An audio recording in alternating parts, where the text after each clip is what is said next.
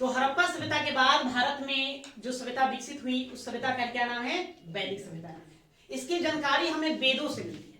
तो वेदों से जानकारी मिलने के कारण इस सभ्यता को हम लोग क्या कह देते हैं? वैदिक सभ्यता कह देते हैं। वेद, आपसे प्रश्न में पूछा जाएगा कि वेद का शाब्दिक अर्थ क्या होता है, मतलब वेद से आप क्या समझते हैं? तो वेद का अर्थ होता है ज्ञान। नहीं, इस वैदिक सभ्यता का जो निर्माता थे उन निर्माता लोगों को हम आर्य कहते हैं। आर्य, आर्यन लोग, आर्यन लोगों ने इस सभ्यता को बसाया। तो आर्य शब्द का आपसे अर्थ पूछ लेगा, तो आर्य शब्द का अर्थ होता है श्रेष्ठ या कुलीन होगा। अगर हम हड़प्पा सभ्यता और वैदिक सभ्यता में तुलना करें तो दोनों में किस प्रकार से कंपेयर कर सकते हैं? कंपेयर करना है तो सबसे पहले प्राचीन सभ्यता नाम हड़प्पा सभ्यता का नाम लेंगे, उसके बाद किसका? वैदिक सभ्यता का नाम लेंगे। हड़प्पा सभ्यता एक नगरीय सभ्यता थी। वहां के जो भी निवासी थे, उस सभ्यता के बसिंदे, वो लोग एक नगरीय जीवन जीते थे, तो एक नगरीय सभ्यता थी। लेकिन हड़प्पा वैदिक सभ्यता में देखेंगे तो इस सभ्यता के लोग ग्रामीण जीवन जीते, जिसको हम ग्रामीण सभ्यता कहेंगे। क्या ग्रामीण सभ्यता थी वो कैसा था? नगरीय सभ्यता नहीं। हड़प्पा सभ्यता में मूलतः लोग किस पर फोकस करते थे? वहां लोग फोकस करते थे व्यापार पर। व्यापार, उद्योग धंधे, वाणिज्य उन लोगों का है ना आर्थिक आधार था, मुख्य आर्थिक आधार था, आय का मुख्य स्रोत वही हुआ करता था। यहाँ लोग फोकस करेंगे कृषि और पशुपालन, लोग खेती बाड़ी और पशुपालन उस पर मूलतः क्या करेंगे? ध्यान देंगे। हड़प्पा सभ्यता में हमने देखा कि नारी की बहुत सारी मृण मूर्तियां प्राप्त हुआ है, या नारी का में चित्र भी प्राप्त हुआ। उसके आधार पर यह बताया जाता है कि हड़प्पा जो सभ्यता थी वो मातृसत्तात्मक सभ्यता थी। लेकिन यहाँ का समाज हम देखेंगे, वैदिक सभ्यता का समाज ये पुरुष प्रधान था, इसलिए इसको पितृसत्तात्मक समाज कहते हैं, या पितृसत्तात्मक सभ्यता के नाम से भी जानते हैं वैदिक सभ्यता को। हड़प्पा सभ्यता में देखा तो वहां लोग धातु का प्रयोग किए, तो धातु में वो तांबा और तांबे में टीन मिलाकर कांसा बनाने, मतलब तांबा और कांसे का प्रयोग किए, इसलिए उसको हम कांस्य युगीन सभ्यता का नाम देते हैं। लेकिन इस सभ्यता में लोहे का आविष्कार हो गया था, लोगों ने लोहे का खोज कर दिया था, इसलिए इस सभ्यता को हम लौह युगीन सभ्यता कहेंगे, लौह युगीन सभ्यता कह देंगे। हड़प्पा सभ्यता में लिपि था, लेकिन उस लिपि को हम लोग आज तक पढ़े नहीं, क्या उन लोगों ने लिखा नहीं। लिपि था, उन लोगों को लिपि का ज्ञान था, लेकिन हम लोग अभी तक उसको पढ़ नहीं पाए, इसलिए उसको आदि ऐतिहासिक काल कह दिए। इस सभ्यता में भी लिपि का ज्ञान था, इनके द्वारा लिखा गया लेखों को, किताबों को, ग्रंथों को हमने अध्ययन किया, पढ़ा, इसलिए इस सभ्यता को हम क्या कहेंगे? ऐतिहासिक सभ्यता कहेंगे। तो कंपेयर करना है तो हम इस प्रकार से इसका क्या कर सकते हैं? कंपेयर, तुलना हम कर सकते हैं। तो दोनों बातें हम लोग लिखेंगे पहले, थोड़ा थोड़ा पहले लिखते चलो, उसके बाद समझते चलेंगे। लिखो, ठीक है? तो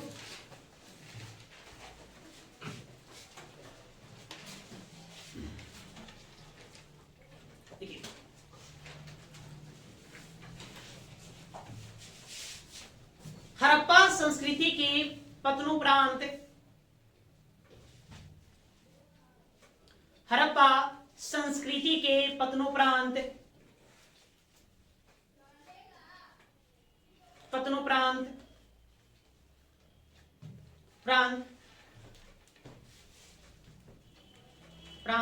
भारत में जिस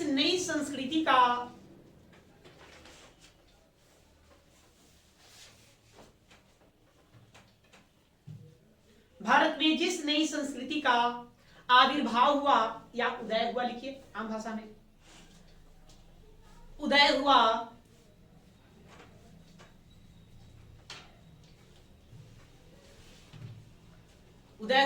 उसकी जानकारी का मुख्य स्रोत वेद है। उसकी जानकारी का मुख्य स्रोत वेद है।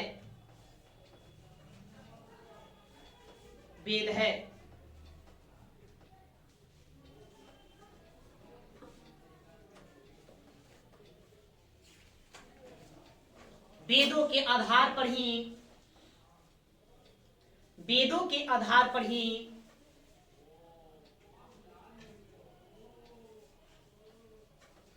ही इस संस्कृति को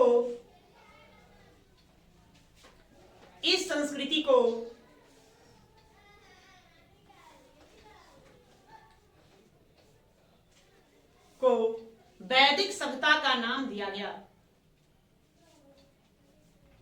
इस संस्कृति को वैदिक सभ्यता का नाम दिया गया।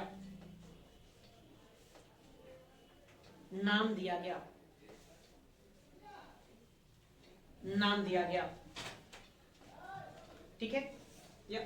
तो इस सभ्यता को वैदिक सभ्यता का नाम दिए जाने का कारण क्या है? क्योंकि इसकी जानकारी हमें कहां से प्राप्त होती है? वेदों से प्राप्त होती है, इसलिए इसको वैदिक सभ्यता कहेंगे। अब सवाल आपसे उठता है कि वेद का क्या अर्थ है? वेद का क्या अर्थ है? ज्ञान। लिखिए, वेद वैदिक शब्द, वैदिक शब्द, वैदिक शब्द वेद से बना है, वेद से बना है।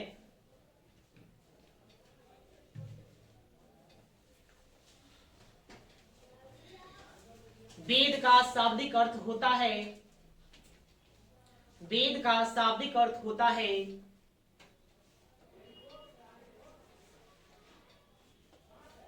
शाब्दिक अर्थ होता है ज्ञान। डैश देख लिखिए, ज्ञान, ज्ञान।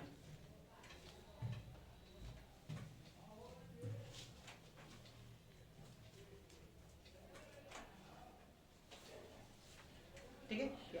अब सवाल उठता है कि सभ्यता को कौन लोग बनाएंगे?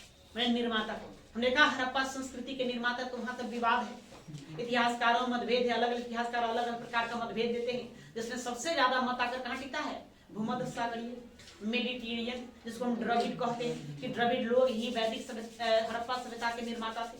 लेकिन यहाँ निर्माता को लेकर के विवाद नहीं, मतभेद है। यहाँ स्पष्ट क्लियर है कि आर्य समाज के लोगों ने वैदिक सभ्यता का निर्माण किया। ठीक है, जिसका अर्थ होता है, आर्य का अर्थ होता है श्रेष्ठ या कुलीन होता है। तो लिखिए, वैदिक सभ्यता के निर्माता, वैदिक सभ्यता के निर्माता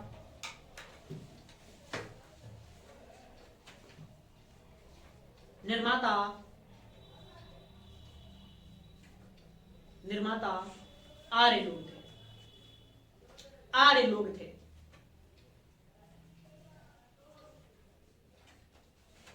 आर्य लोग थे।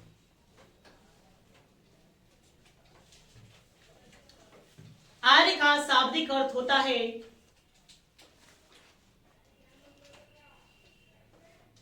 आर्य का शाब्दिक अर्थ होता है श्रेष्ठ या कुलीन, श्रेष्ठ या कुलीन, श्रेष्ठ या कुलीन, कुलीन। ठीक है, अब हम इसका काल निर्धारण करेंगे। काल निर्धारण, निर्धारण या कालखंड। कालखंड मतलब कौन सा उस समय अवधि था जिस अवधि के मध्य यह सभ्यता जीवित थी। हमने हड़प्पा सभ्यता को देखा, वहां काल निर्धारण को लेकर मतभेद है, वहां मतभेद है। मतभेद में अलग अलग विद्वान अलग अलग प्रकार का अपना मत देते हैं, उसी के आधार पर इसका काल निर्धारण किया जाता है। नहीं, वहां कंफ्यूजन है, समस्या है। लेकिन यहां पर समस्या नहीं, यहां पर बस बताया जाता है कि सभ्यता का उदय 1500 ईसा पूर्व से लेकर के 600 ईसा पूर्व के मध्य था। मतलब एक समय अवधि रहा, मतलब 1500 ईसा पूर्व से 600 ईसा पूर्व तक यह सभ्यता क्या थी? भारत में जीवित। अब इस सभ्यता में वेदों का रचना हुआ, इसलिए इसको हमने वैदिक सभ्यता कहे। तो वेदों की रचना के आधार पर इस सभ्यता को दो भागों में बांट दिया। कितने भागों में? दो भाग बांट के, दो भाग में। एक को कहते हैं ऋग्वैदिक काल, ऋग्वैदिक काल, और एक को कहते हैं उत्तर वैदिक काल, उत्तर वैदिक काल, वैदिक काल। ऋग्वैदिक काल, ऋग्वैदिक काल का समय 1500 ईसा पूर्व से बीसी से लेकर के आपको 1000 ईसा पूर्व बीसी तक है। कहा जाता है इसी समय अवधि में ऋग्वेद की रचना सबसे पहले की गई। उसके बाद 4 वेद हैं, आप लोग जानते हैं। 4 वेद में बाकी जो बचे 3 वेद, उन वेदों की रचना 1000 बीसी, 1000 ईसा पूर्व से 600 ईसा पूर्व के मध्य हुआ। इसलिए इसको हम उत्तर वैदिक काल कहते थे, मतलब वैदिक ऋग्वेद के बाद का समय। नहीं, यहाँ पर 3 वेद लिखा जाएगा, यहाँ पर 1 वेद लिखा जाएगा। तो वेदों की रचना के आधार पर हम पूरे के पूरे मतलब कि वैदिक सभ्यता को कितने भागों में बांट दिए? 2 भागों में विभाजित हम कर देंगे। इसका आपको ध्यान में रखना है। तो लिखिए, लिखेंगे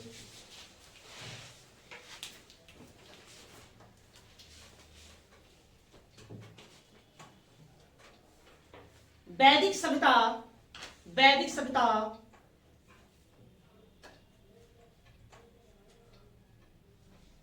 सभ्यता 1500 ईसा पूर्व से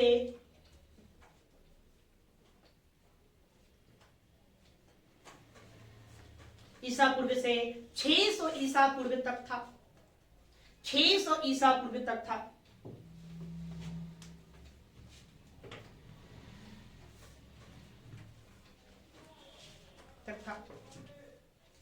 वेदों की रचना, वेदों की रचना,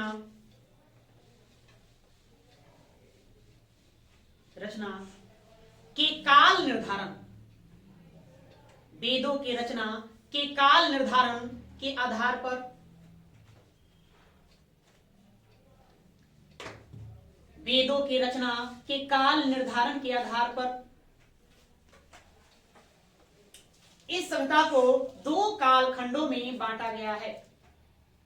इस सभ्यता को दो कालखंडों में बांटा गया है।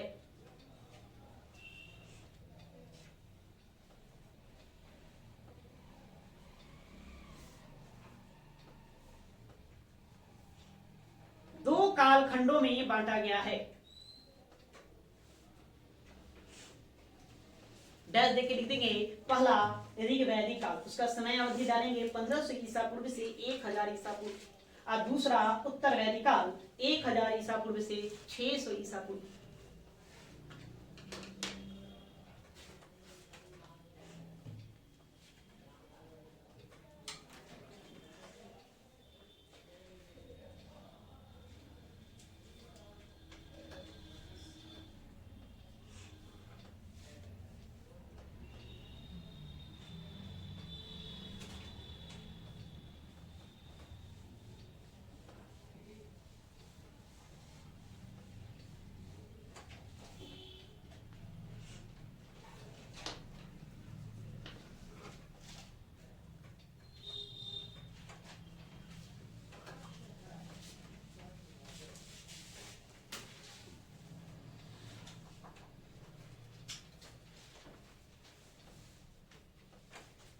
हो गया?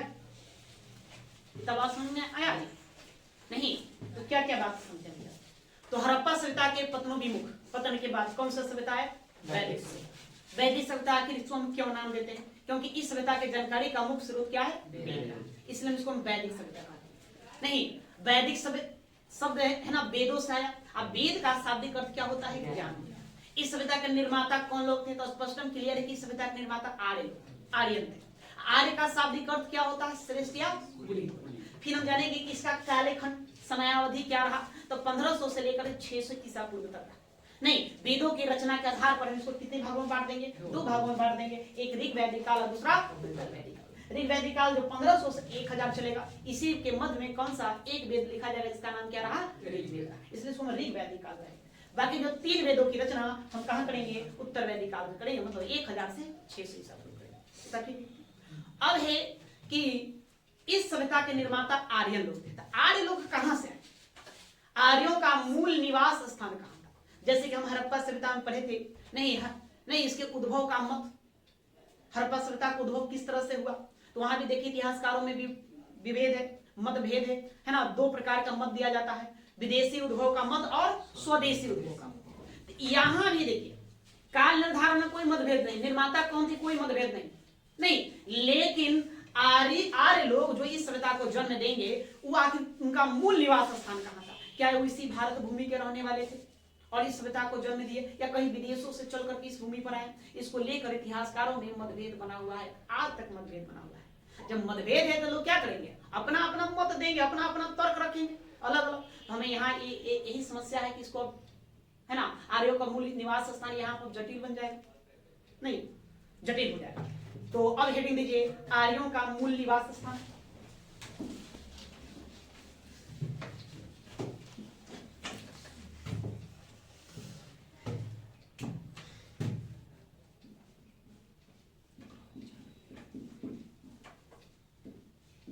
आर्यों का मूल निवास स्थान, निवास स्थान।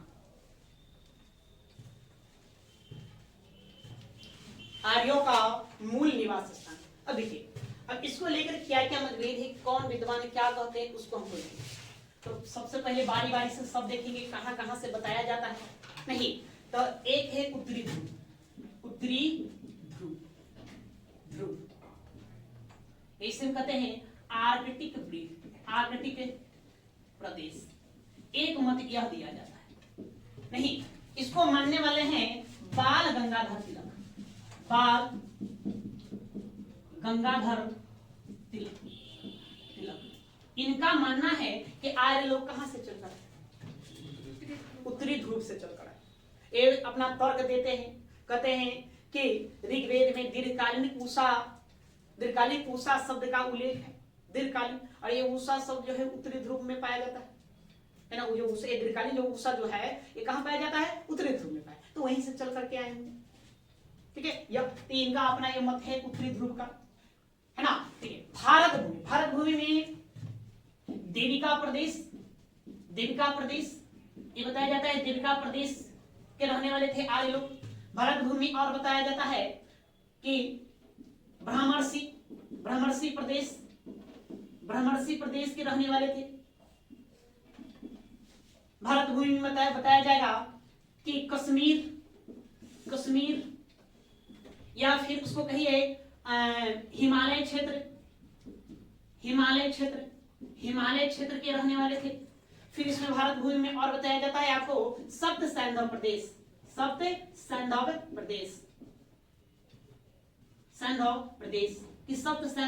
के रहने वाले थे। एक तो देविका प्रदेश, एक विद्वान हुए डी.एस. त्रिवेदी। ये इतिहासकार, इनका मत है कि आर्य लोग जो थे वो देविका प्रदेश के रहने वाले थे। देविका प्रदेश वर्तमान में ये पड़ेगा मुल्तान कहां पड़ता है? पाकिस्तान में। मुल्तान जो प्रांत है वो कहां पड़ता है? पाकिस्तान। तो मुल्तान के में ही एक क्षेत्र है, जगह है, उस जगह का नाम देविका प्रदेश कहा गया। वहां देविका नामक कभी एक नदी बहा करती थी, तो इसलिए उस प्रदेश को, भूभाग को देविका प्रदेश कहा गया। तो डी.एस. त्रिवेदी मानते हैं कि नहीं, देविका प्रदेश से ही के ही रहने वाले कौन लोग थे? आर्य लोग थे। वो इससे तुलना कर देते हैं नहीं। या ब्रह्मर्षि प्रदेश, आज वर्तमान का जो दिल्ली देख रहे हैं, दिल्ली का और पीछे जाएंगे महाभारत काल में उसका नाम देगा हस्तिनापुर नाम मिलेगा, और पीछे जाएंगे तो उसी का नाम महर्षि प्रदेश है। तो एक विद्वान हुए पंडित गंगाधर नाथ झा।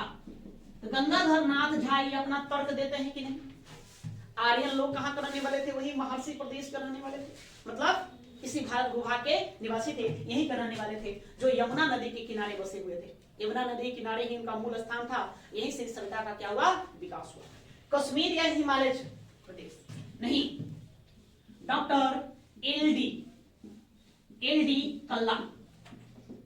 कल्ला, इनका मानना है कि आर्य लोग जो थे वो हिमालय के रहने वाले थे, हिमालय क्षेत्रों में, हिमालय प्रदेशीय क्षेत्रों में ही निवास करते थे। कश्मीर कह लीजिए मूलतः, क्योंकि ऋग्वेद में एक शब्द मिलता है मुजवंत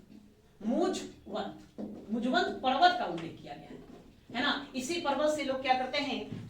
सोमरस तैयार, मुजवंत पर्वत के पत्तियों से लोग क्या करते हैं? सोमरस तैयार करते थे।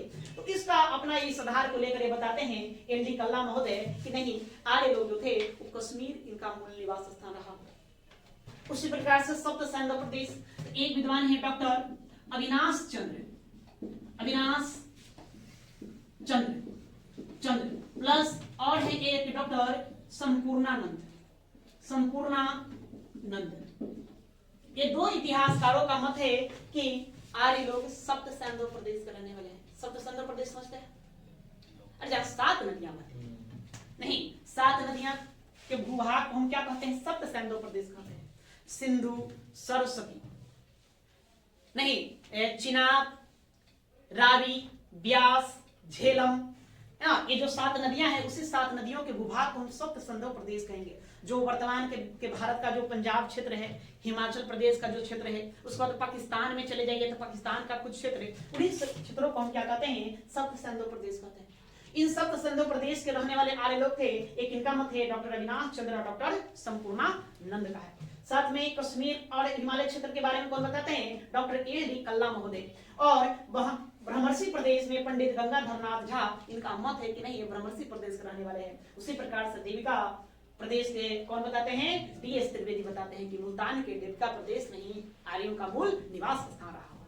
वहीं पर आप जानते हैं बाल गंगाधर तिलक, जो स्वतंत्रता सेनानी भी रह चुके हैं, भारत के उग्रवादी विचारधारा के जनक भी माने जाते हैं। इन्होंने भी अपना एक पुस्तक लिखा है नहीं, उस पुस्तक में बताया है कि ये जो थे उत्तरी ध्रुव के रहने वाले थे, आर्कटिक से चल करके कहां आए? भारत भूभाग बना। आर्कटिक के रहने उत्तरी ध्रुव के रहने वाले कि वहां पर जलवायु परिवर्तन हुआ, काफी बर्फबारी हुआ, काफी ठंड होने के कारण वो लोग वहां से उतर करके कहाँ आ गए, नीचे की ओर आ गए और आकर के दक्षिण की ओर आए और भारत भूभाग में आकर के यहाँ जलवायु उनके अनुकूल थी, यहीं पर वो बस गए।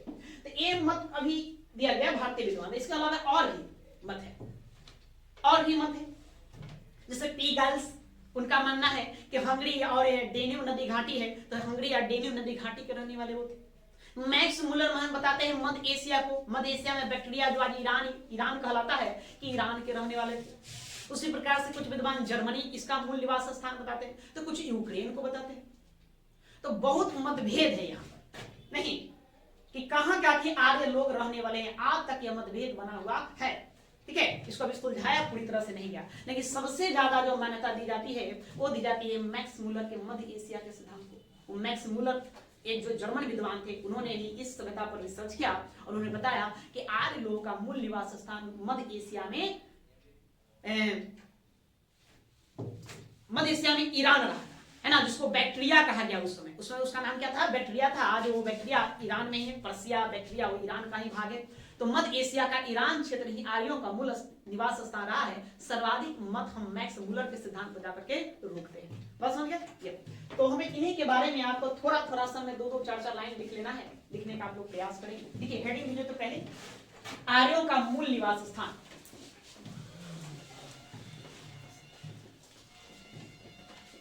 इंडिया लिखो। आर्यों के मूल निवास स्थान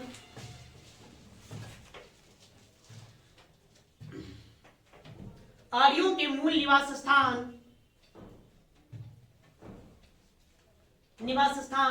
के संदर्भ में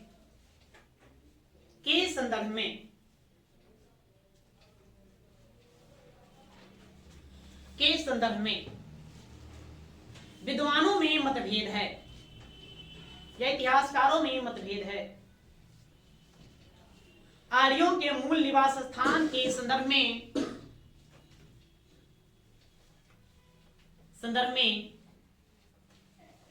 इतिहासकारों में मतभेद है।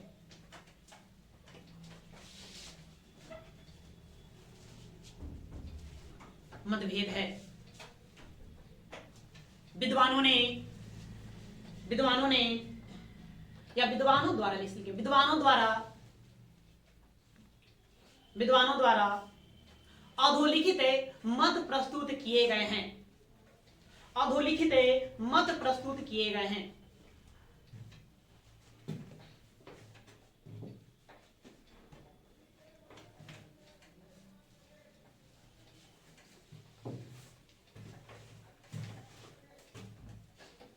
तो बारी बारी से लिखेंगे। पहले लिखें उत्तरी ध्रुव या आर्कटिक प्रदेश। पहला उत्तरी ध्रुव या आर्कटिक प्रदेश।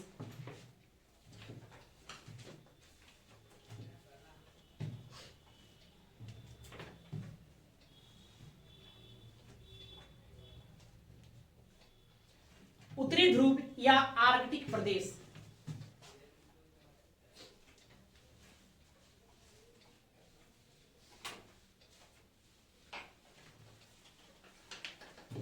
लिखिए, दर्ज लिखिए या उसके नीचे लिखिए।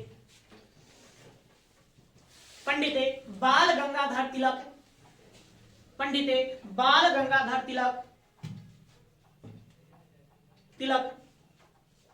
ने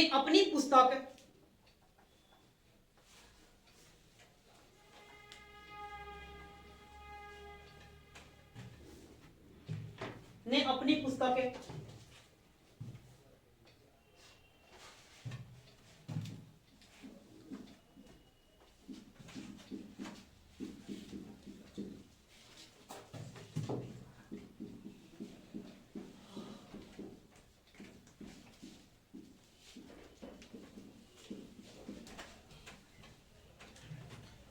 पंडित बाल गंगाधर तिलक ने अपनी पुस्तक the Arctic home of the Aryans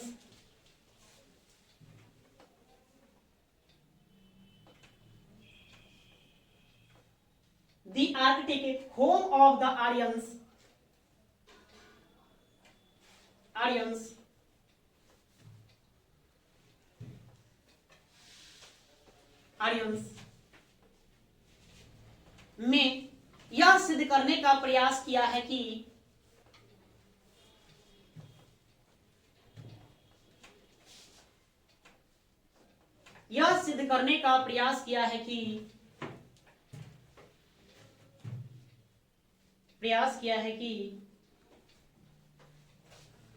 आर्यों का मूल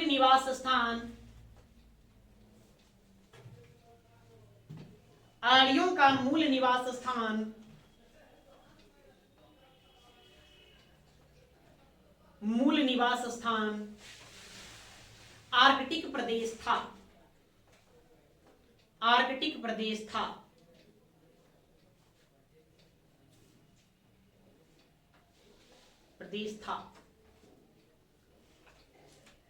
उनके अनुसार ऋग्वेद की रचना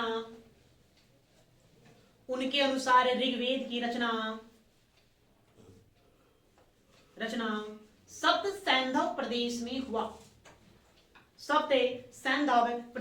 हुआ था।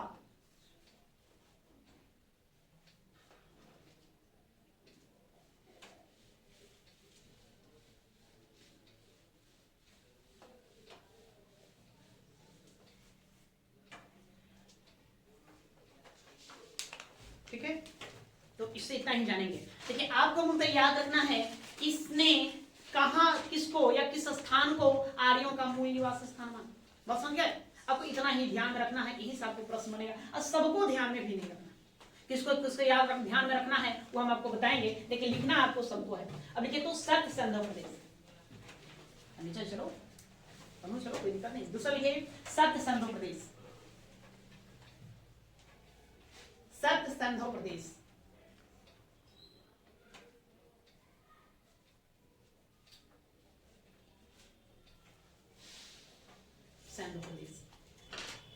देखिए, डॉक्टर अविनाश चंद्र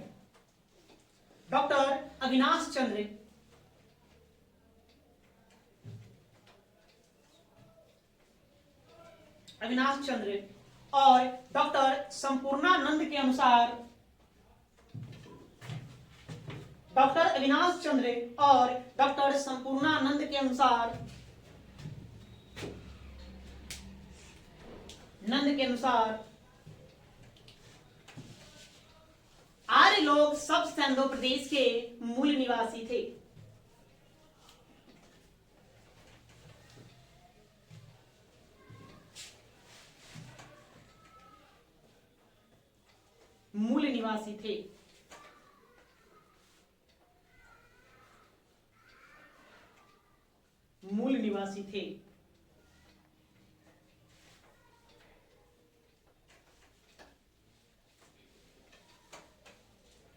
ऋग्वेद में सप्त सैंधव प्रदेश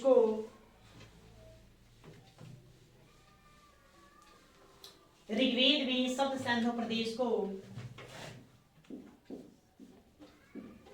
देवकृत योनि, मतलब देवों की नगरी, देवों का निवास स्थान, देवकृत योनि कहा गया है।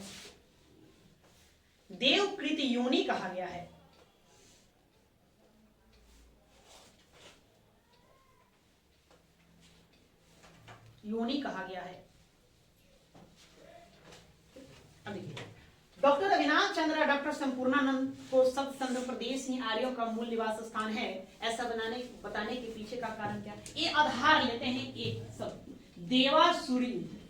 देखिए, ऋग्वेद में देवासुर युद्ध का वर्णन है। देवासुर युद्ध कहने मतलब देव और असुरों के बीच लड़ा गया युद्ध, देवताओं और राक्षसों के मध्य लड़ा गया युद्ध, इसका वर्णन है, जिसमें देव लोग विजित होते हैं, देवता लोग विजित होते हैं और असुर लोग पराजित हो जाते हैं। असुर लोग पश्चिम की ओर चले जाते हैं, अब पश्चिम में जा करके वही मध्य एशिया में पहुंच जाते हैं, मतलब ईरान में पहुंच जाते हैं। ईरान में ही पारसी धर्म का उदय हुआ था। पारसियों को एक देवता हुए अहूर मजदा। इस अहूर मजदा जो देवता है, ये वही देवता है जो सप्त सैंधव प्रदेश में असुरों के राजा था, असुरों का देवता था। तो इस आधार को बताते हैं देवासुर युद्ध के आधार पर ही कि दोनों के मध्य युद्ध हुआ और ये लोग राक्षस लोग कहां चले गए? पश्चिम की ओर चले गए, जाकर के ईरान के क्षेत्रों में बस गए। और वहीं पर फिर मतलब कि पारसी धर्म का उदय हुआ। उन लोगों का जो किताब है, पारसियों का प्रसिद्ध किताब,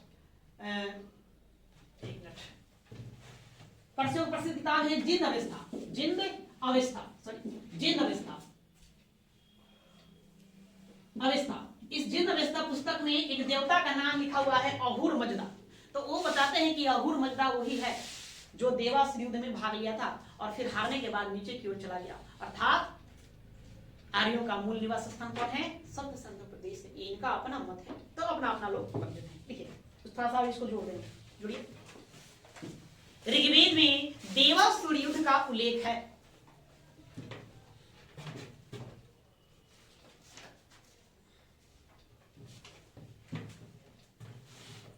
देवासुर युद्ध का उल्लेख है।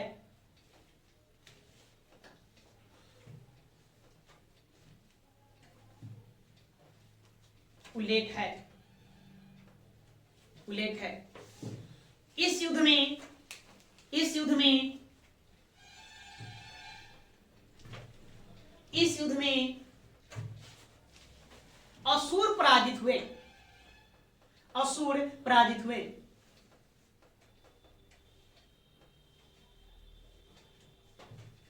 असुर पराजित हुए और सप्त सैंधव प्रदेश छोड़कर,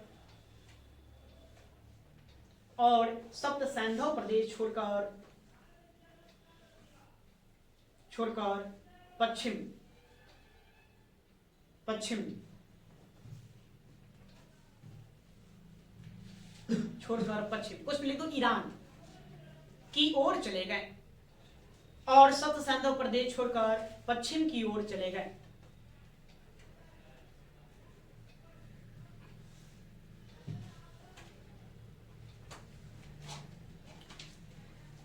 पारसियों के धार्मिक ग्रंथ है, पारसियों के धार्मिक ग्रंथ है, धार्मिक ग्रंथ है, धार्मिक ग्रंथ है। जिंद अवस्था, जिंद अवस्था में जिस अहूर मजदा, जिंद अवस्था में जिस अहूर मजदा, मजदा का उल्लेख है,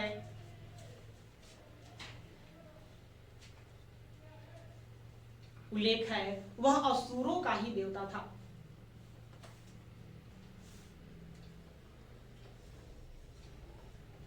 क्या तकलीफ है भाई, सज्जन को पूछो। हो गया?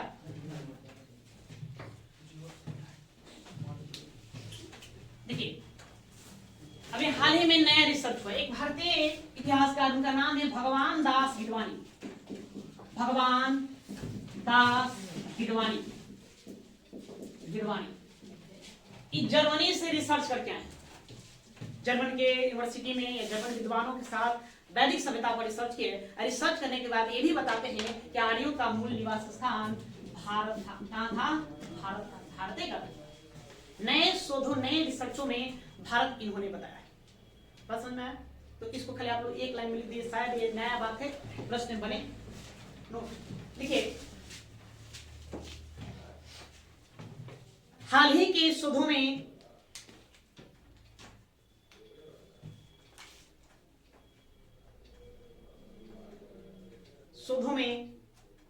या हाल ही के शोधों के अनुसार, शोध के अनुसार भगवान दास गिडवानी ने भी, भगवान दास गिडवानी ने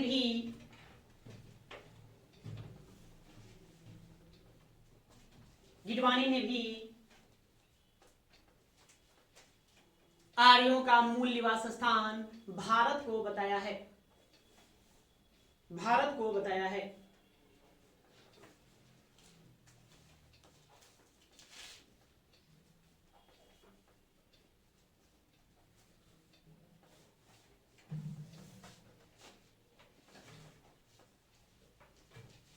भारत को बताया है। ठीक है, क्लियर है? नहीं, सब इतना ध्यान है। आर्टिक प्रदेश बाल गंगाधर तिलक, सर्व सिंधु प्रदेश अविनाश चंद्र और संपूर्णानंद, नहीं कश्मीर डॉक्टर LD कल्ला, ठीक है। देविका प्रदेश तो DS त्रिवेदी, वो बताएंगे। उसके बाद आप आ जाइए भ्रमरसी देश या भ्रमरसी प्रदेश में आ जाएंगे पंडित गंगानाथ झा, वो बताएंगे। जर्मनी में आप जाएंगे तो जर्मनी में पेनका और हट नामक विद्वान है, वो बताएंगे। ठीक है, उसके बाद आप यूक्रेन चले जाइए तो यूक्रेन में कौन बताएंगे, नेहरिंग, गार्डन चाइल्ड और नेहरिंग यूक्रेन बताएंगे।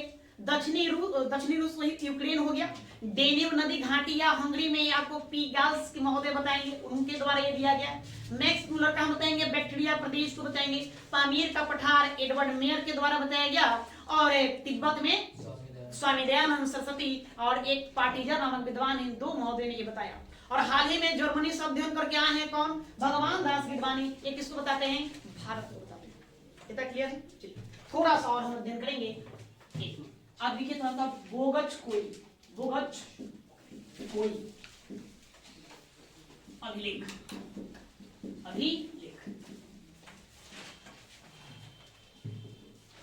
बोगच कोई अभिलेख।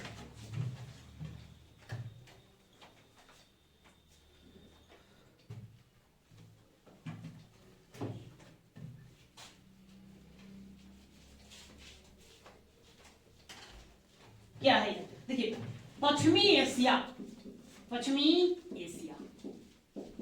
या एशिया पश्चिमी एशिया को हम लोग कहते हैं एशिया माइनर, जो वर्तमान में आज तुर्की देश है। कौन सा देश है, तुर्की देश। तो तुर्की देश में हमें एक जगह का नाम है बोगचकोई। तुर्की देश में एक जगह का नाम क्या है, बोगचकोई। यहां से 1400 ईसा पूर्व का एक अभिलेख प्राप्त होता है। ठीक है, जिसमें खत्ती या नतंती नामक दो कबीलों के मध्य समझौता करने के बारे में लिखा गया है। 1400 ईसा पूर्व पहले का है, मतलब वैदिक सभ्यता के समतुल्य। 1500 में वैदिक सभ्यता शुरू होगा और 1400 ईसा पूर्व यह लेख मिला है ना। खत्ती और नतंती नाम दो कबीलों के मध्य क्या किया गया है, समझौता किया। और समझौते के साक्ष्य के रूप में कई ईश्वरों का नाम उल्लेख। उसी में आपको मतलब कि उन ईश्वरों में आपको इंद्र मिलेंगे, वरुण मिलेंगे, मित्र मिलेंगे। कौन कौन ईश्वर मिलेंगे, इंद्र, वरुण, मित्र और नासत। ये सब है ना, ये सब प्रमुख देवता हैं। और भी देवताओं के नाम है। तो ये जो देवताओं का नाम मिलता है, जो इनका भी नाम कहाँ मिलेगा, ऋग्वेद में देखने को मिलेगा। ऋग्वेद भी पढ़ेंगे तो उसमें भी देखने को मिलेगा। नहीं, ऋग्वेद में हम इंद्र के बारे में पढ़ेंगे, वो पुरंदर कहा गया। वरुण को पढ़ेंगे, मित्र देवता को पढ़ेंगे, नासत देवता को पढ़ेंगे। इसी नासत देवता को ऋग्वेद में अस्कनी कहा गया, अस्कनी देव। ठीक है, बस समझ गए। तो अर्थात इस बोगचकोई अभिलेख के बारे में बताया जाता है कि इसका संबंध कहीं न कहीं किस सभ्यता से रहा है, वैदिक सभ्यता से रहा है। दोनों में समानता देखने को मिलती है। तो थोड़ा सा इसके बारे में आपको लिख लेना। ठीक है, पश्चिमी एशिया या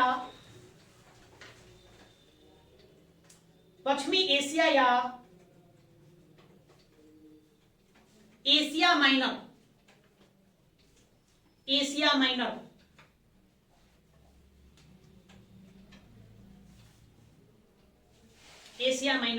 कोष्ठ लिखो तुर्की देश। पश्चिमी एशिया या एशिया माइनर, कुछ लिखिए तुर्की देश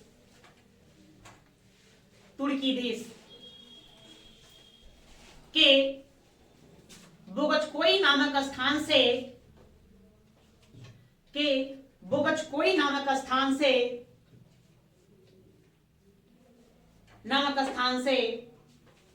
1400 ईसा पूर्व का एक अभिलेख प्राप्त हुआ है। 1400 ईसा पूर्व का एक अभिलेख प्राप्त हुआ है।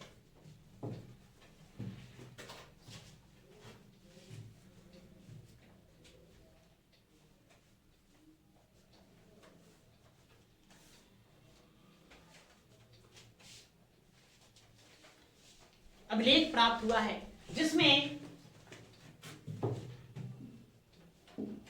खत्ती और मितन्नी, जिसमें खत्ती और मितन्नी नामक दो कबीलों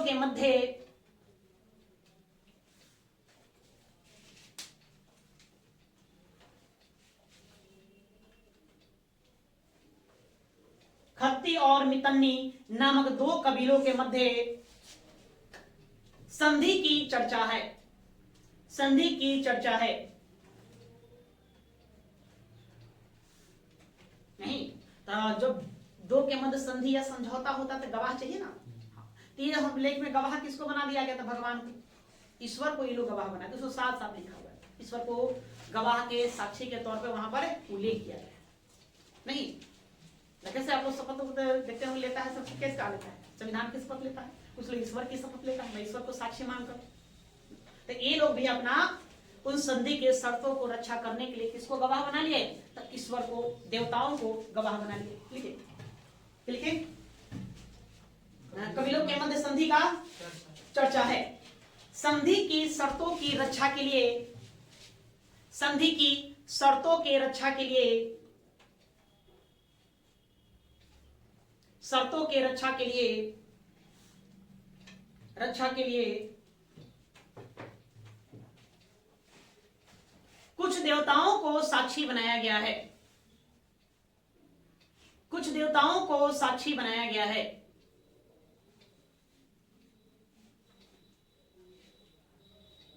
बनाया गया है जिसमें जिनमें जिनमें जिनमें इंद्र, इंद्र, वरुण, मित्र,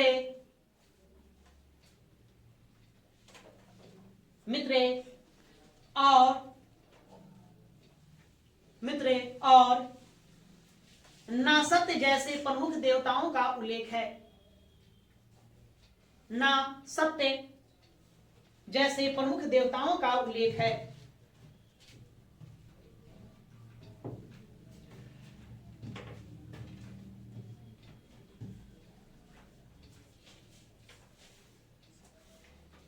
देखिए एक बार प्रश्न पूछा गया कि बोगज कोई अभिलेख में किस वैदिक देवता का उल्लेख नहीं है?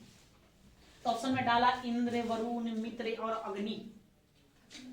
तो किसका? तो अभी तो देख के बता दें, अग्नि का नहीं है ना। देखिए अब अग्नि एक बहुत ही महत्वपूर्ण देवता है ऋग्वैदिक काल में, तो उनको छोड़ देगा, बच्चों में थोड़ा सा डाउट लगता है, इसलिए क्या करता है? मित्र या वरुण पर टिक मार देता है, कहता है इंद्र अग्नि तो बड़ा महत्वपूर्ण ही है, तो जरूर होंगे, लेकिन नहीं, इंद्र जैसे महत्वपूर्ण देवताओं का उल्लेख वहां नहीं मिलता है। याद रहेगा बात को? नहीं याद रहेगा, उसको लिखो, लिखो उसमें डालो। ध्यानतव्य तथ्य यह है कि, इस प्रकार से लिख लो, ध्यानतव्य मतलब ध्यान देने योग्य, तथ्य यह है कि, यह है कि, यह है कि इन देवताओं में, इन देवताओं में, देवताओं में ऋग्वेद के प्रमुख देवता अग्नि का उल्लेख नहीं है। ऋग्वेद के प्रमुख देवता अग्नि का उल्लेख नहीं है।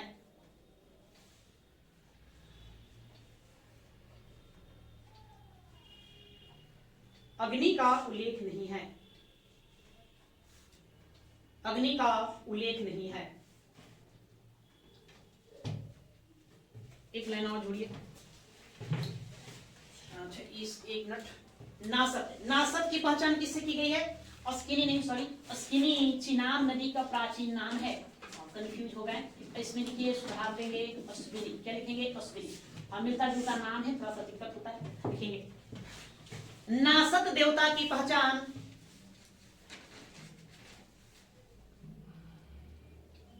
नासत देवता की पहचान,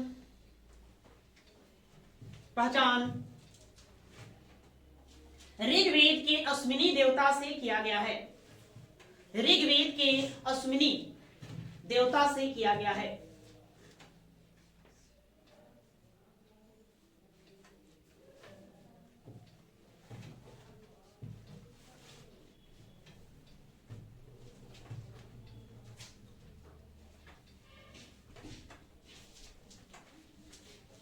ठीक है, तो आज के लिए इतना ही रहने देते हैं, फिर अब अगली क्लास में। ठीक है।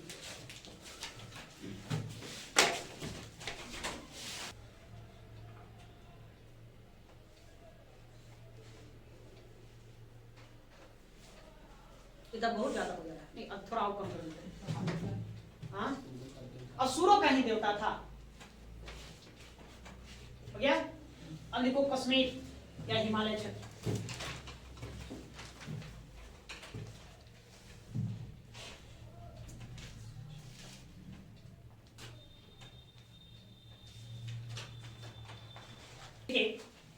डॉक्टर एल डी कल्ला, डॉक्टर एल डी कल्ला नाम सुना है नहीं सब?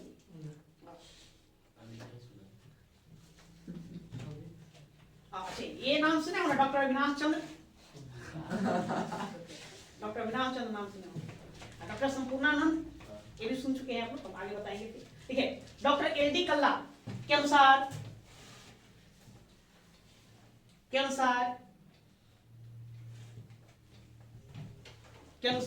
आर्य कश्मीर प्रदेश के निवासी थे।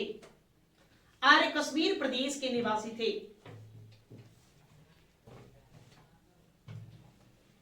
कश्मीर प्रदेश के निवासी थे।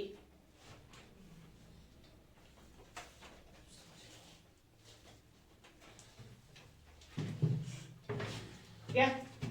चलो अब आइए भ्रमरसी प्रदेश। भ्रमरसी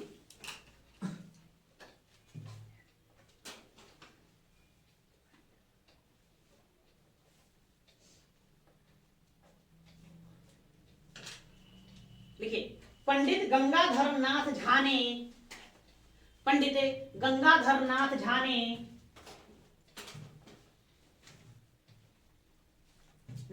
ने यह सिद्ध करने का प्रयास किया है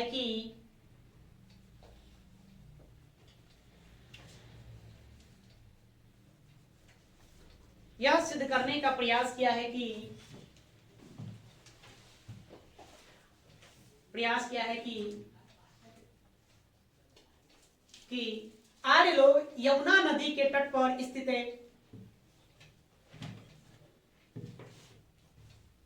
यमुना नदी के किनारे बसे या तट पर स्थित है,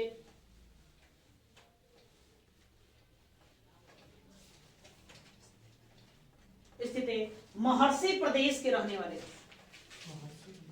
महर्षि प्रदेश किसके बारे में पढ़ रहे हैं? महर्षि, भ्रमरसी, ओके ओके, भ्रमरसी प्रदेश के रहने वाले थे। हाँ, महर्षि नहीं, अच्छा महर्षि भ्रमरसी प्रदेश के रहने वाले थे।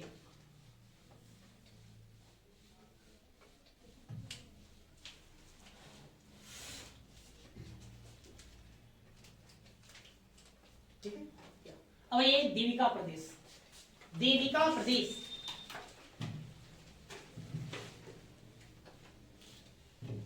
देविका प्रदेश,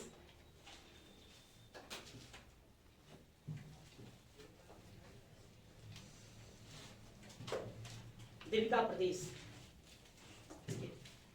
डी एस त्रिवेदी के अनुसार,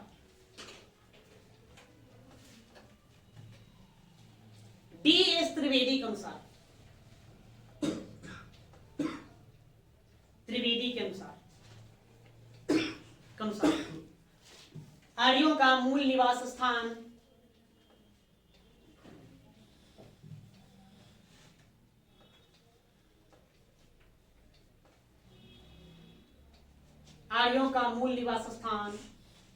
मुल्तान में देविका प्रदेश था। मुल्तान में देविका प्रदेश था।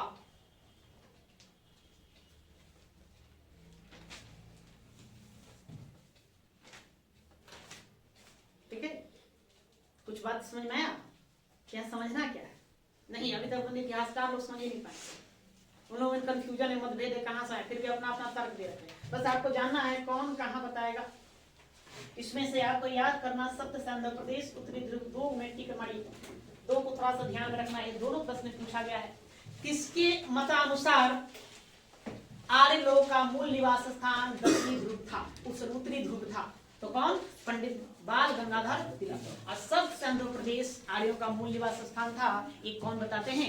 ये डॉक्टर अविनाश चंद्र और ये 2 बातें आपके एग्जाम में पूछा जा चुका है, उसको ध्यान में रखना है। चलिए आगे कितना लिखते? 5 छठा। यूरोप में एक देश है हंगरी, नाम जानते हैं? इसकी राजधानी कहाँ है? बुडापेस्ट। या डेन्यूब यूरोप की सबसे प्रमुख नदी है। डेन्यूब नदी घाटी, ठीक है। एक मत यहाँ आकर दिया जाता है। इसको देने वाले एक विदेशी विद्वान का नाम है पी गाइल्स। तो पी गाइल्स महोदय बताते हैं कि आर्य लोग भाई हंगरी के रहने वाले थे, डेन्यूब नदी घाटी के किनारे। कैसे?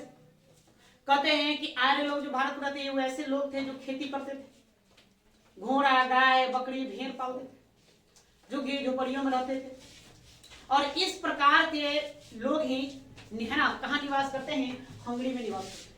मतलब हंगरियन लोग और इस वैदिक सभ्यता के लोगों में काफी समानता देखने को मिलती है।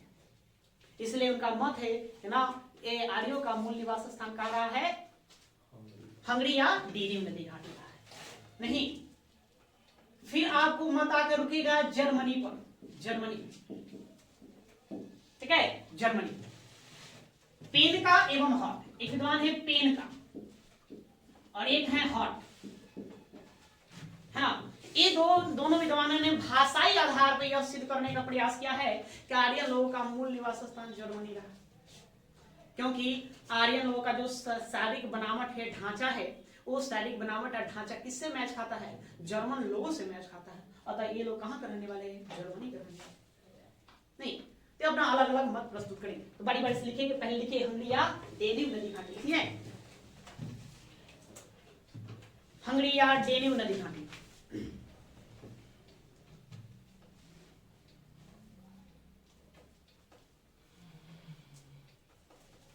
लिखिए इस मत को के प्रवर्तक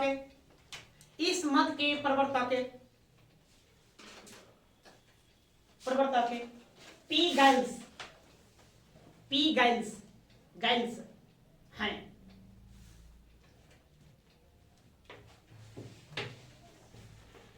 पी गाइल्स हैं। इन्होंने भाषा विज्ञान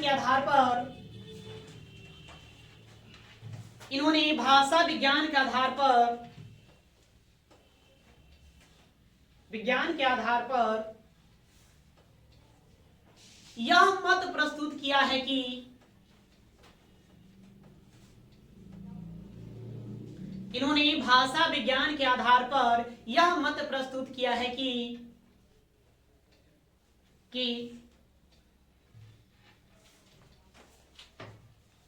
आर्यों का ऐसे प्रदेश से संबंध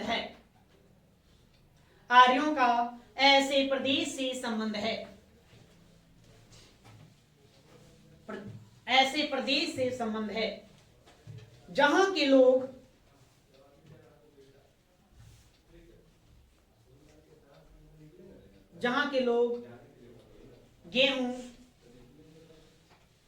गेहूं तथा जौ की खेती करते थे।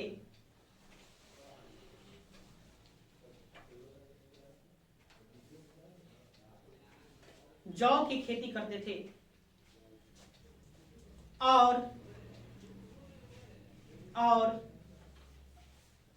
गाय,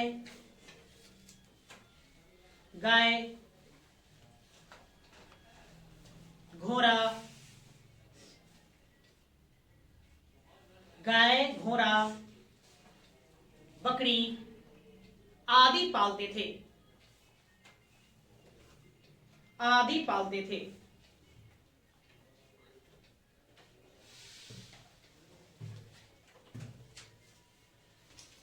थे। ऐसी विशेषता हंगरी या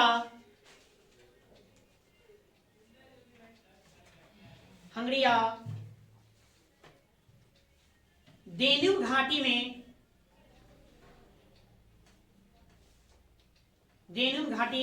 में पाए जाते हैं।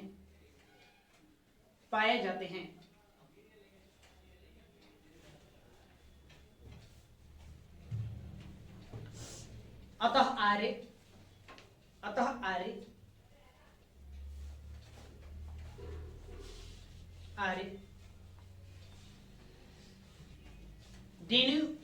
डेन्यूब घाटी या हंगरी के निवासी थे। डेनिम घाटी या हंगरी के निवासी थे। बात समझे जी, हंगरी या डेनिम नदी कौन बताएंगे? पिगास, है ना। आप लोग समझ में नहीं आया, बस याद रखिए कौन बताया। यही एग्जाम में सीधा सीधे पूछेगा भाई, है ना। ये हंगरी या डेनिम नदी घाटी का मत किसने प्रस्तुत किया? कौन प्रस्तुत करेंगे? पिगास। ये लिखो जर्मनी वाले, एक लाइन में इसको लिख दो।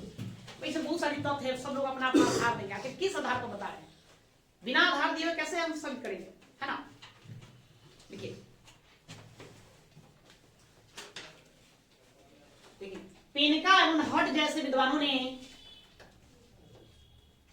पिनका एवं हट जैसे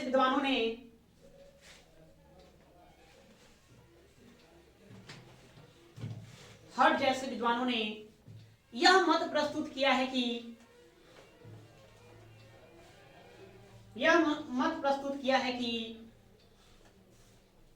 आर्य लोग जर्मनी के मूल निवासी थे।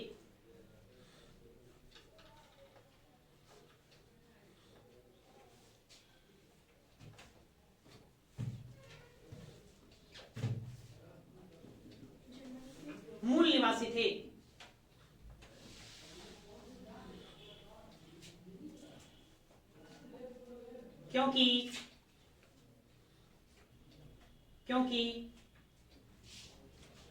आर्य और जर्मनी के निवासियों के मध्य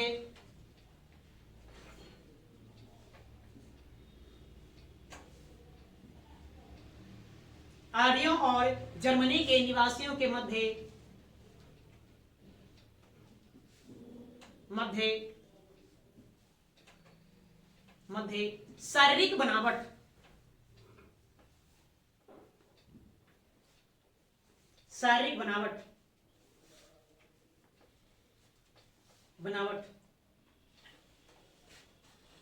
एवं भाषाई समानता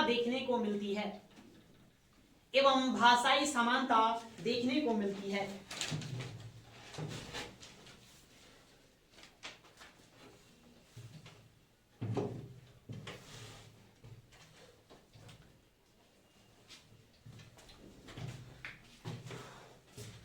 या आगे अब ये मध्य एशिया में बैक्टीरिया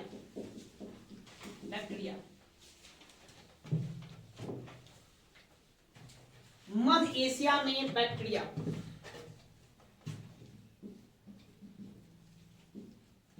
कौन सा बैक्टीरिया जी? जीवाणु नहीं, एक देश है। आज ये कहां पड़ेगा? ईरान में पड़ेगा। कहां पड़ेगा? ईरान।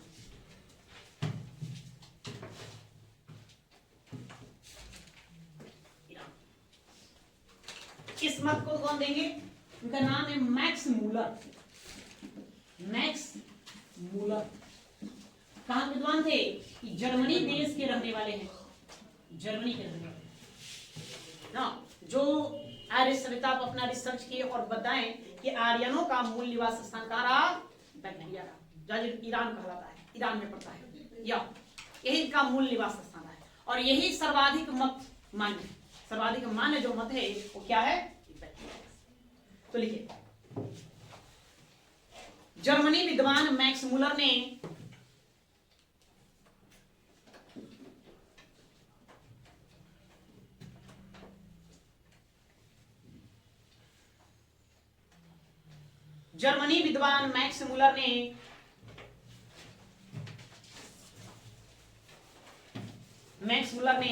आर्यों का मूल निवास स्थान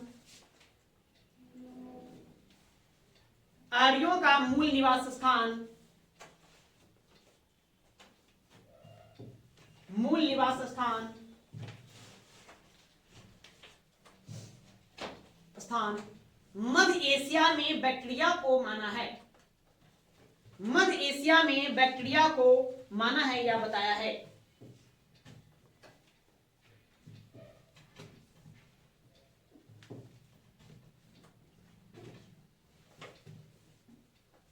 मध्य एशिया में बैक्टीरिया को बताया है।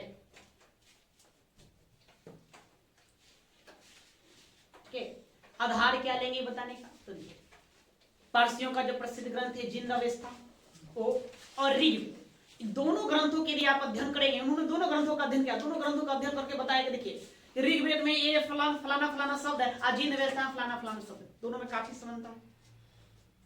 आखिर तो उस देश का जो ग्रंथ है, वहां का जो ग्रंथ है, इस भूमि के ग्रंथ में दोनों में समानता आखिर किस आधार पर है? अर्थात दोनों जगह के व्यक्तियों में कोई ना कोई संबंध रहा होगा, वो ये बताते हैं। इसलिए वो कहते हैं कि नहीं, ईरानी लोग या बैक्ट्रिया के लोग ही इस सभ्यता के जनक हुए, है ना। या मतलब आर्य लोगों का मूल निवास स्थान कहाँ रहा? ईरान रहा या बैक्ट्रिया रहा। उनका बताने का मतलब ये रहा। तो दोनों ग्रंथों के आधार पर, दोनों ग्रंथों में शब्दों के समानता के आधार पर ऐसा ये मत देते हैं, और यही सर्वाधिक मान्य मत है। बात समझे? इसलिए ये बातें आपसे एग्जाम में पूछते रहता है या कि नहीं, कि ईरानियों आर्यों का मूल निवास स्थान बैक्ट्रिया को किसने बताया? किसने बताया? मैक्स मुलर ने बताया। ये आपसे यहाँ से पूछते रहेगा, आपको इसको ध्यान रखना है। देखिए इसमें एक दो लाइन और जोड़ो। ऋग्वेद और ईरानी ग्रंथ है, ऋग्वेद और ईरानी ग्रंथ है, ईरानी ग्रंथ है जिंद अवस्था, जिंद अवस्था, जिंद अवस्था अवस्था में कई भाषाओं की समानता पाई गई है।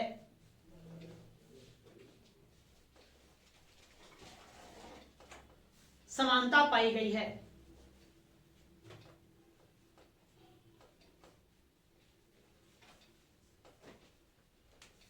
पाई गई है। यही सर्वाधिक मान्य मत है, यही सर्वाधिक मान्य मत है। यही पर ज्यादातर लोग आकर के रुकते हैं।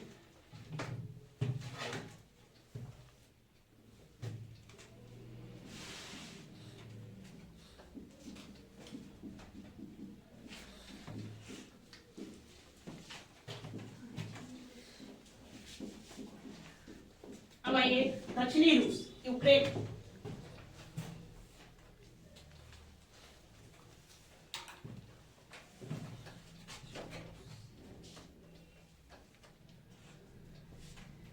दक्षिणी रूस,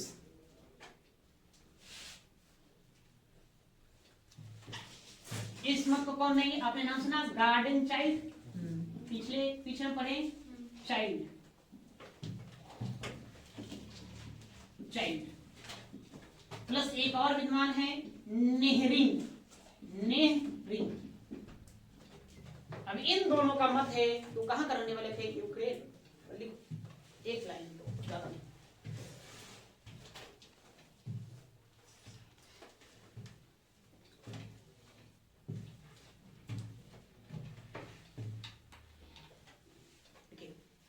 यह मत है, यह मत गार्डन चाइल्ड और नेहरिंग का है।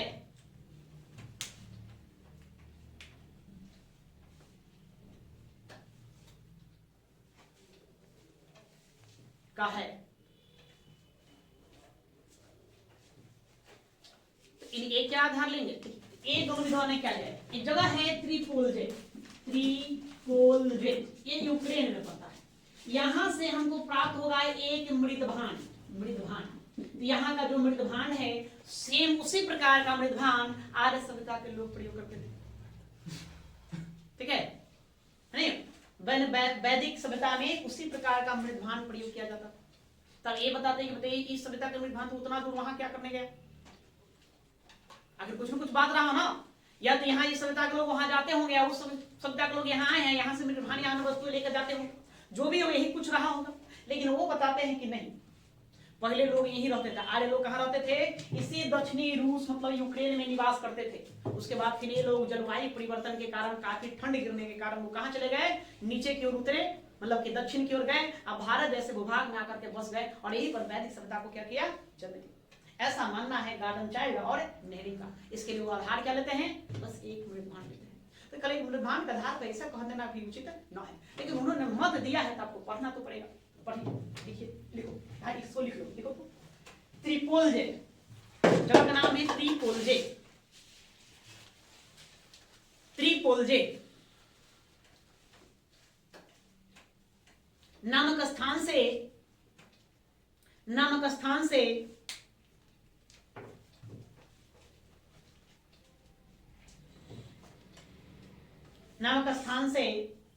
आर्य सभ्यता के समरूप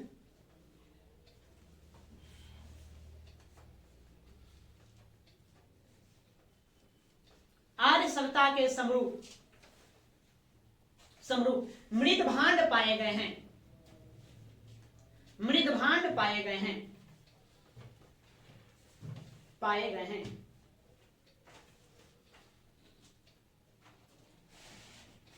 अतः आर्य लोग दक्षिणी रूस के निवासी रहे होंगे।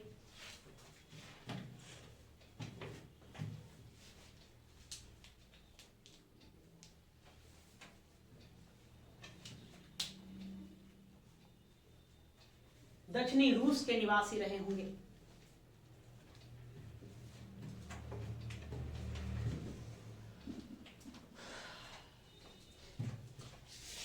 और मत दें संज्ञा समझिए, बहुत सारा है। अच्छे दो और बहुत ज्यादा नहीं दो। देखिए पामीर का पठार,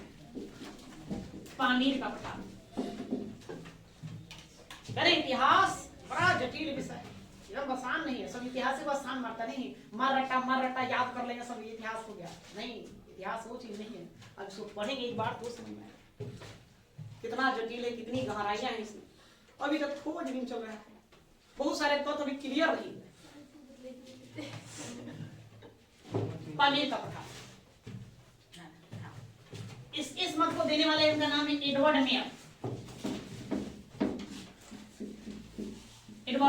मेयर। अच्छा थक गया होगा सब, एक लाइन भी लिखो, ज्यादा नहीं, किस आधार पर देंगे जाने दो, लिखो। एडवर्ड मेयर के अनुसार, एडवर्ड मेयर के अनुसार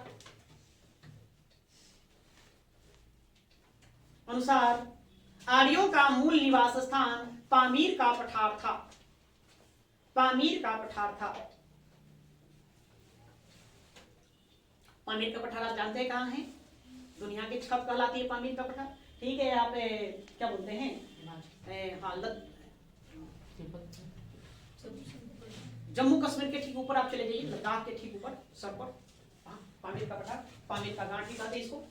ज्योग्राफी में इस पर चर्चा किए हैं, नहीं किए हैं तो फिर से पढ़ना है ही, उसको देखेंगे। एडवर्ड मेयर के अनुसार आर्यों का मूल निवास स्थान कहाँ था?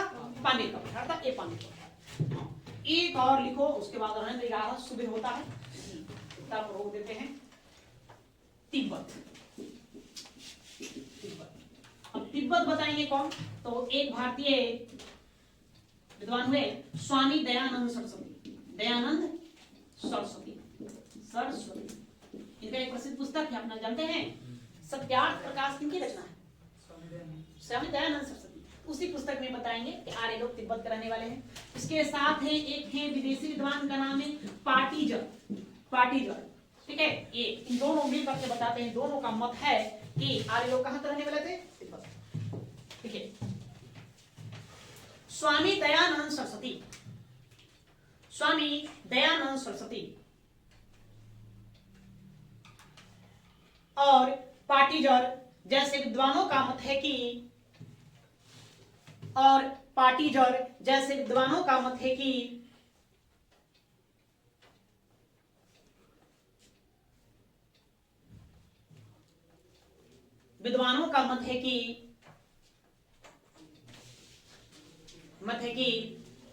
आर्यों का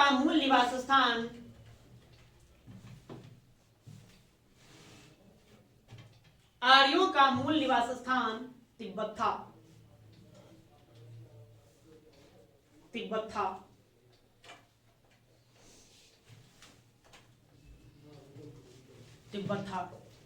स्वामी दयानंद सरस्वती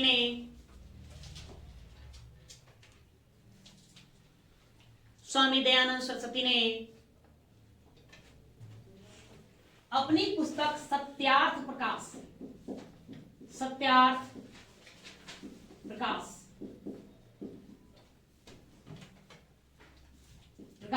में इसका उल्लेख किया है।